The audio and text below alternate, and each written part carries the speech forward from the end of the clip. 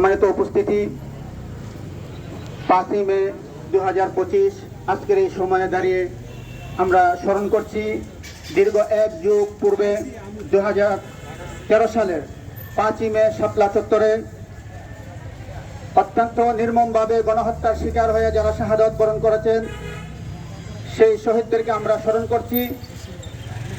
সংগ্রামী সাথী ও বন্ধুগণ, তৎকালীন স্বৈরাচারী, খুনি এবং গণহত্যাকারী সরকার শুধু শাপলা চত্বরে গণহত্যা চালায়নি, 2009 থেকে 2024-এর 5ই আগস্ট পর্যন্ত তিনটি গণহত্যা চালিয়ে বাংলাদেশকে গোটা বিশ্বের দরবারে একটি ভঙ্গুর রাজ্যে পরিণত করার চেষ্টা করেছিল। সংগ্রামী সাথী ও বন্ধুগণ, পিলখানার হত্যাকাণ্ড ঘটিয়ে 57 জন চৌকস সেনা অফিসারকে হত্যা করে বাংলাদেশকে সামরিকভাবে একটি দুর্বল রাষ্ট্রে পরিণত করে বাংলাদেশকে ভারতের অঙ্গরাজ্যে পরিণত করার যে পাইতারা করেছিল শেখ হাসিনার সেই স্বপ্ন বাংলাদেশে আর পুরা হবে না ইনশাআল্লাহ। সংগ্রামী সাথী ও বন্ধুগণ, ধারাবাহিকভাবে 2013 সালে নবীপ্রেমিক তৌহিদি জনতার উপর যে হত্যাকাণ্ড হয়েছে, তারপর 2021 সালে ব্রাহ্মণবাড়িয়া সহ হাটহাজারীতে যে হত্যাকাণ্ড হয়েছে, 2024-এর গণ অভ্যুত্থানের যে হত্যাকাণ্ড স্বৈরাচার গণহত্যাকারী শেখ হাসিনা চালিয়েছে, আমরা আজকের এই প্রোগ্রাম থেকে প্রত্যেকটি হত্যাকাণ্ডের যথাযথ বিচারের দাবি করছি।